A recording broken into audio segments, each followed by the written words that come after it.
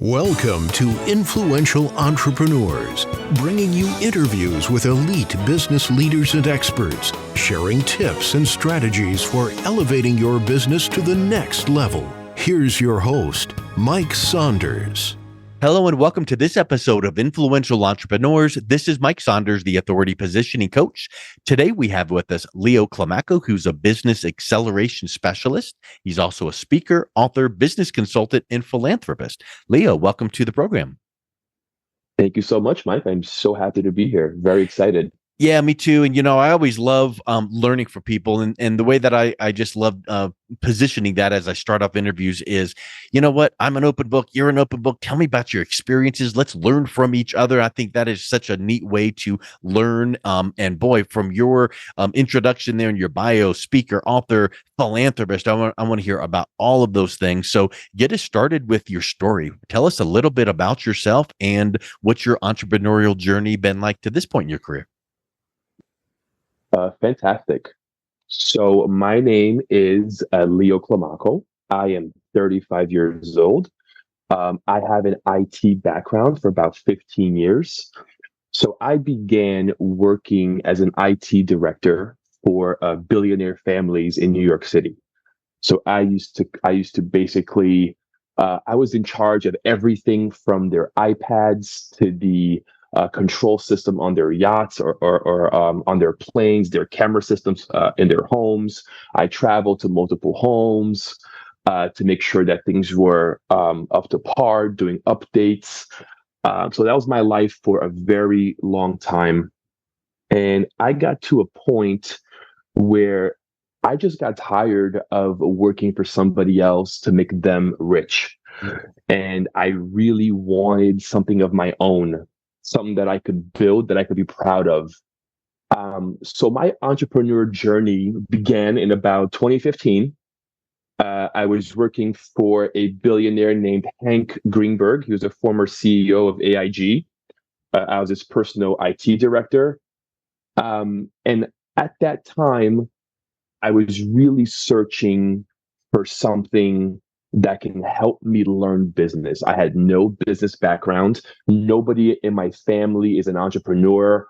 I knew no one that had built a business. I come from a very blue collar family. My dad's a very hardworking man. Very, very old school type of mentality where he thinks that working hard and education will get you to the place where you want to be. And I believed that too for a very long time, until I realized that for me personally, I wanted more in life, and that traditional route was not going to get me there. So I began searching for mentors and coaches online that could teach me the ropes on how to be an entrepreneur. Eventually, I came across a coach mentor named Timothy Mark. He had a group called the Secret Society Mastermind, SSM for short. So I joined SSM in 2015, and Tim was teaching this freedom-based entrepreneurship type of like a nomad, basically build a small business to get you enough money for you to go live your freedom dream life. And in 2015, I was not married yet. I had no kids. So that was really what I was looking for. I was looking for the freedom lifestyle to be able to do what I wanted when I wanted. So in 2016, actually end of 2015, I quit my job. I quit my 6-figure job. I was enrolled with Tim, and I was determined to go build a company that was going to make me millions and millions of dollars. Funny thing was, I had a fiance at that time, and we were scheduled to get married May 2016. That was a bold move. Yes, extremely bold move. We clearly spoke about it. It wasn't something that I did, off the whim. I had some money saved up, and she had a very good job at the time, which allowed me to quit. Yeah. So I spent the entire year of 2016 trying to build two companies. First, I tried to build a website slash app building company called Innovative Apps. And that took me nowhere really fast. 6 months later, I was pivoting to a drop shipping company, trying to sell espresso machines and coffee on a drop shipping method. Um, that year, I lost so much money, but I learned so much about business and building a company and pushing through and failure. So I don't see it as a complete waste. I do see it as a amazing learning experience. Yeah, it's It kind of got to like a they say, point where you either win or you lose, but the real way to look at it is you either win or you learn. And that's exactly what you just described. exactly. It's not failing. It's how many times did you figure out the wrong way? Yep. So I got to a point where I had no more money. I had spent all my money. I had invested everything into these two ideas that I didn't push through with. I got to a point where I got fed up and I quit. So I went back to work. I got another job as an IT director for another billionaire family, and I was there for about 2.5 years. But I think the good thing about it was um, I knew what to do and I knew what I wanted to do. I just required more capital to get it done. Yeah. So I was able to plan myself. I was able to strategically plan myself to execute properly. So I saved up enough money, and coincidentally, during that same time, my wife had just graduated from Columbia, and with her master's in psychology for kids with special needs. She had also just obtained her license as a board certified behavior analyst, BCBA for short. So she has a license to modify the behavior for kids with autism. Okay. So at that time, she was working for a ton of agencies, and she just didn't like how the agencies were ran. They were very money driven. They didn't care about the clients. They didn't care about progressing the client's future or behaviors. So we got together and we built our own agency in 2018. Our agency is called Behaviors of NYC. We are a New York City based agency, and we were able to obtain a contract with the DOE Board of Education. So Wow. we do in-school and in-home behavior modification for kids with autism. Um, it was really scary, exhilarating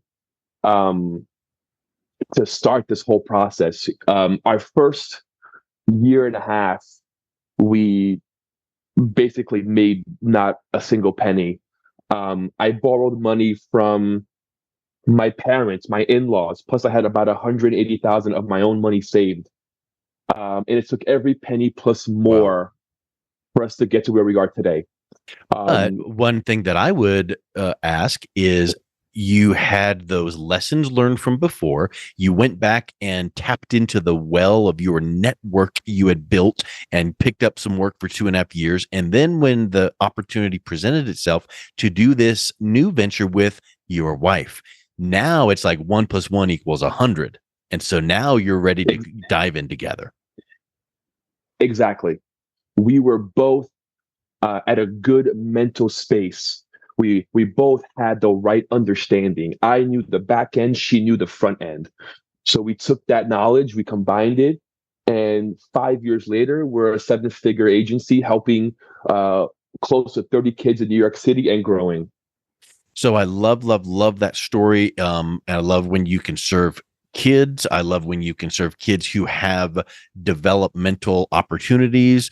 I think that's really a huge a win. Tell me a little bit about what specifically you do, and what sets you apart, because I'm sure you have a competitor or 10. Everyone does. So when you go to a school system or a new region, what are you saying to them what's your value proposition and what sets you apart from your competitors? A great question. So I think the main thing that sets us apart is we provide a type of white glove, hand holding type of care that other companies don't. So most companies, most agencies have therapists on a rotation basis. That it's basically, if you're an able body, then you can go to work. We don't follow that methodology. We evaluate each kid and we pair that kid with the right therapist for that kid. So I think one of our biggest issues in the beginning was figuring out how to quickly determine which therapist best fits with which kid. So it took us a while to hire because we're trying to really cater to that kid. But once we got a grasp of it, once we had a procedure on how to evaluate and on how to hire, we were off and running. So that's really what sets us apart. What's the We secret sauce dedicate. there, Leo? Without getting in detail or personal, but is there like an assessment that both, do you like link them up because, we did this assessment and the child is, kind of like a DISC profile, a high I, or have you developed your own assessment where then once you now know the child has these specific needs, now we know who to go out and pair them with? Exactly. So we do an 8-hour evaluation at home and in school. We take 2 days. Wow. We go into the school, into the home. We do an 8-hour, a 16-hour total, 8 hours and 8 hours. Wow. And then we do a full report on the evaluation, basically outlining the child's behaviors, where the child falls on the spectrum, and what we think we can do to help this child. So based on that information, we're going to look for a therapist that has the strengths around where the kid's weaknesses are. That's exactly what we do. You think about these assessments out there these days where it's like check the boxes and click on the rank yourself, and obviously the kid's not going to do that, but you could sit down and ask some questions. But let's just be clear here. 8 hours in the environment of the school and another 8 hours in the environment of home, that is thorough. Correct.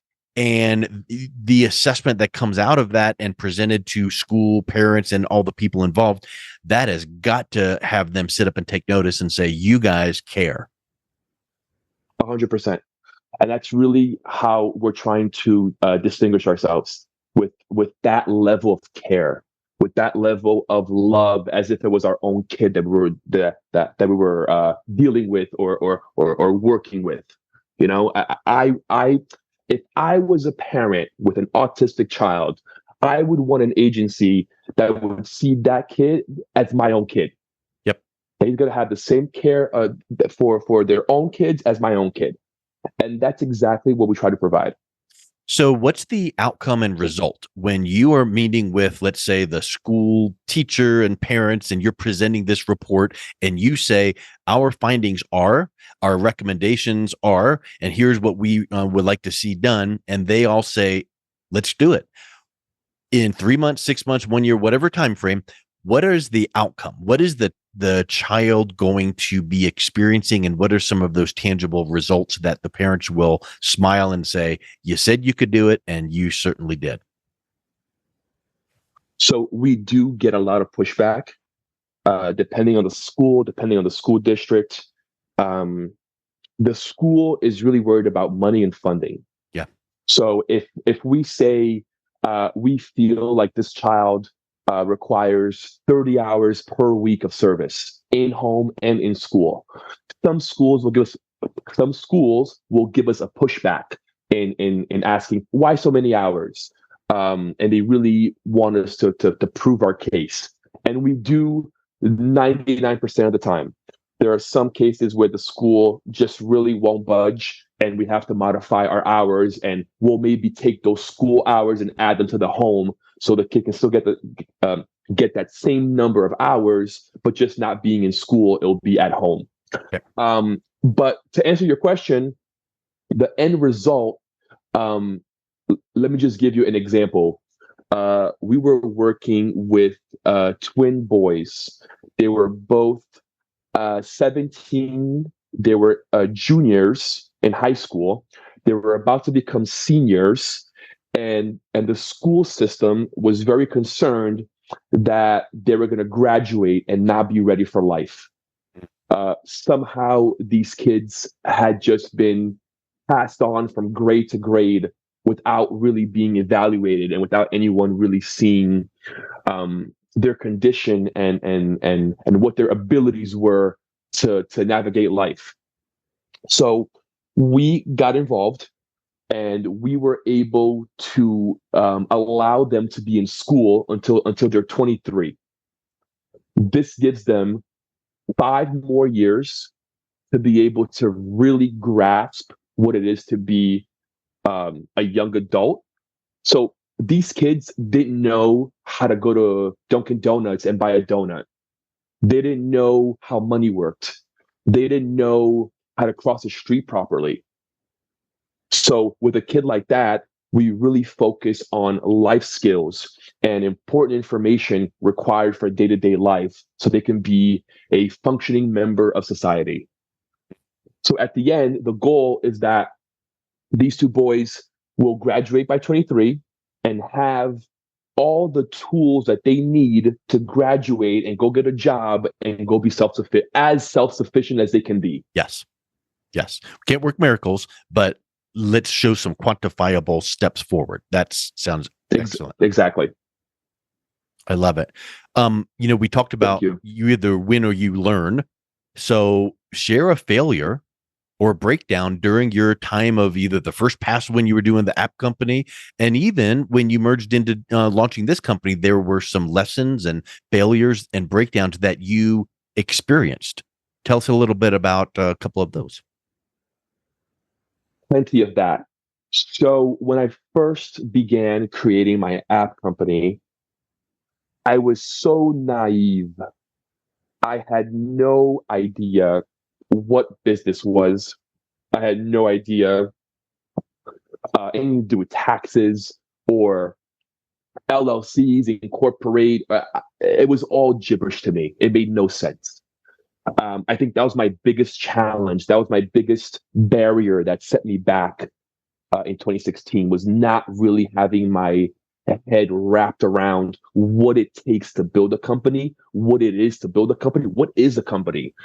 I was so new to all of it. So it took me a really long time to be comfortable with that. And that's why I wasn't successful at that period of time. But let me give you a better story of failure. This was during COVID. So during COVID, it's my second year in business with Behaviors, and the DOE stopped paying us for close to a year. Wow. Yeah, it was a good 9-10 months without it being paid. And the DOE at the time was maybe 70% of our clientele. We had a 30% clientele that was insurance based. We currently no longer deal with insurance. We're only a DOE company as of now. But at that time, we were 70-30 split. And the DOE stopped paying us for a good 10 months. I didn't know what to do. I couldn't make payroll several times. I used every single penny I had to keep the company afloat. I borrowed money from my parents. I borrowed money from lenders. Eventually, the PPP loan kicked in and gave us some grace for a month or two. But in the back end, there was a good 3 to 4 months where I didn't run payroll. Wow. And I had no idea where that money was going to come from. Um, I was literally in talks with my competitors to either sell my company or to sell off clients to these companies. It was a very, very scary time. I thought I was going to lose my company, but thankfully, the DOE eventually paid me retroactively what they owed me for 10 months. Wow. And that allowed me to catch up and get back on my feet and keep pushing through. But during that time, I forgot to mention, we did not lose one single employee during that time. Every single employee that we had stayed on with us, even with us not paying them.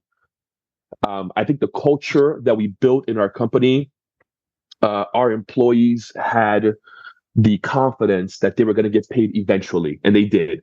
That tells me something very important, which is the culture and the deliverables you give to your clients, the children who have autism, was delivered the same way to your internal clients, which is your employees. You showed that you cared. You showed that you're on a mission to help both internal and external, and they felt that and they stuck with it, and that paid off. I think that's a huge testament to how you operate your business. Thank you very much. Yes, it felt amazing to know that they had our back and that they were willing to go out and believe us and keep the faith alive that they were going to get paid. So we got paid, I believe it was January of 2021. So it was from April 2020 to January 2021 that we didn't get paid. Right in the thick of COVID. So eventually in January, once we did get paid, we rewarded all of our employees. Yeah. We gave them each a very nice bonus, and we threw a little end of year party for them, just to thank you and say our appreciation. So you said that they kept the faith to stay on. Yeah, they sure did. But after you were smiling and waving and at the end of every day and week and month, how did you keep the faith? So share a little bit about how faith plays, a role in helping you persevere through those challenges. Faith played a huge role. If I didn't believe in God, if I didn't believe in myself, if I didn't believe in my abilities, I wouldn't have made it. I truly believe that God helps those who help themselves. And what I try to do, my main personal goal in life is to be the best version of myself that I can be. I believe that if I create that energy and that environment, others will be captured by it and they'll want the same. So I believe that by me wanting to be the best person I can, wanting to be the best father I can be, wanting to be the best husband that I can possibly be, wanting to build the best company that I can build, gives me access to what some call the muse, right? The spirit of God, the word of God. And I just believe that if I didn't have that type of faith, if I didn't have that type of belief, I wouldn't be where I am today. There's this great book by Napoleon Hill called 3 Feet from Gold. And that book basically saved my company because the stories told in that book are about people who are in similar situations that I was in, and they were so ready to quit and give up, but they kept persevering, they kept pushing through, and they broke through. So that book gave me strength, gave me I guess the words and the tools to be able to know, no, I am knocking on this door. I am going to break through. I am not going to allow my company to fail. I'm going to do everything I can to make sure that this company stays alive so I can help as many people as I can. I love it. And I think that it sounds trite to say now looking back on it, but having that faith and that resolve in the midst of that, that's where the rubber meets the road. So what would you say when you were going through that and you were kind of motivating yourself and maybe, keeping your goals in front of you and affirmations and all the different things? There were some mini wins and victories. How would you say those little mini wins led you to even more success to get to the next level? The mini wins are everything. They're like the cherry on top, because when you're working to build a company, there aren't many measurements that you can look on a daily basis that you can say, oh, okay, I'm progressing, I'm doing the right thing, this is going the right way. There aren't many of that. So when you receive these little wins, you got to cherish them. So for example, a huge win for us was finally getting the right director to help us grow the company. For a long time, my wife and I were just doing it ourselves, and we were working too much on in the business, not on the business. Mm-hmm. So finally hiring a clinical director that was able to take 85 to 90% of the load off of our back so we can grow the company was a huge win for us. It allowed us to gain our time back so we can focus on other things to make the company better. Little things like that. Other Another big win is when personally I love when my part-time employees want to become full-time employees. I think those are really big wins for the company and for the culture, because it means that they enjoy the company, they like what we're doing, and they want to be here for a long time. So we provide a full-time package that most agencies don't. We pay for your full health insurance. We give you 2 weeks vacation. We make sure to take care of our employees, so in return they'll take care of us. I love it. When we think back at some of the struggles that you mentioned, there was probably 38 more struggles and failures that you didn't mention, right? I mean, there's always more. For sure. But if you could go back with a magic wand and erase them all, would you do anything differently? Or would you say those were the things that made us stronger? That's a good question. So I would do one thing differently. I would have borrowed more money. Wow. Yeah, I would have borrowed more money. Cash flow is king. I really believe that. And being 9 months without being able to pay my employees taught me so much. It taught me the value of cash. It taught me the value of savings and having money in the bank account. Because I had a little over 100 grand saved at that time, and it was nothing. We blew through that in like 3 months. Wow. So I really, if I could do one thing differently, it would be I would have borrowed way more money. But borrowed it wisely, measured, calculated, 100%. with a plan. Correct. Yes. Correct. Not just borrow it and blow it, borrow it and put it to good use to get your stability and to get your business to the next level. Yeah. Exactly. It would be strategically borrowing in order to benefit the company and the growth of the company. Yep. With the end in mind, all of those cliches that we want to hear begin with the end in mind. But yeah, that's a really interesting comment. How would you do things differently? Hey, give me all the pain, give me all the lessons, but I would have borrowed more money before you needed it. We can get into a whole other conversation about, it seems like when you need the money, that's when you can't get it. So borrow the money a step before you desperately need it so that you can actually get it and then put it to good use. You've talked about a few of these character attributes, Leo, about perseverance and things like that, but what are some of the key attributes someone listening to your story because maybe this is going to be something that someone can learn from and be encouraged by.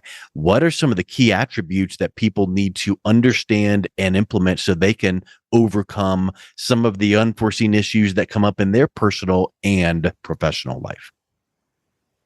I love this question. I really believe that in order to overcome unforeseen issues, you have to be able to have the courage to look fear in the face and keep going. I think a lot of people allow fear, doubt, overthinking to stop them from pursuing their dreams. I'm a big believer that everything that you want is on the other side of fear. So I do believe that understanding what your weaknesses are, understanding what your fears are, and going towards it. Choosing to go towards it and facing it. I think that's a big attribute to you becoming successful and to you resolving unforeseen issues, because fear can stop you from doing a lot of things. It can stop you from thinking clearly. It can stop you from making the right decision. And it can really cloud your emotion and judgment.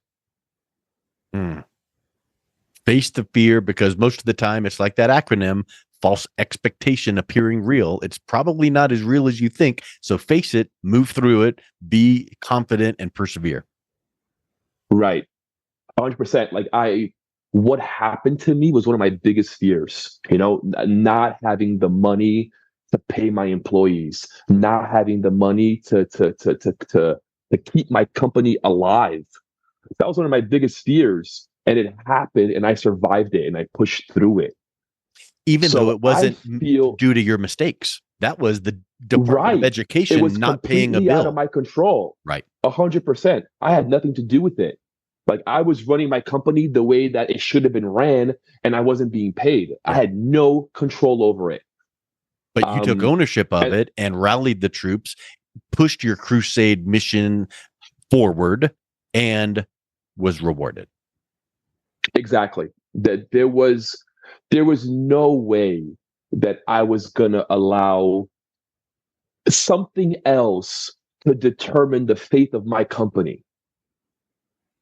I just wasn't going to allow it. This was my company. This is my child. This is my responsibility. So I had to do something in order to make sure that it kept going. I love it. Well, kind of brings me to the point of landing the plane here, and I want to wrap it all up in a nice, pretty bow.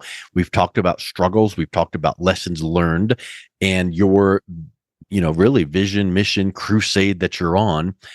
What's your why? Why do you do it all? And maybe that ties into the philanthropist aspect of your, opening title. So tell us a little bit about your why and your purpose. That's a great question. My why is my family. So I'm an immigrant. I came from Brazil. I was born in Brazil. I immigrated to the U.S. in New York when I was 7 years old, and I feel like I was given this golden ticket.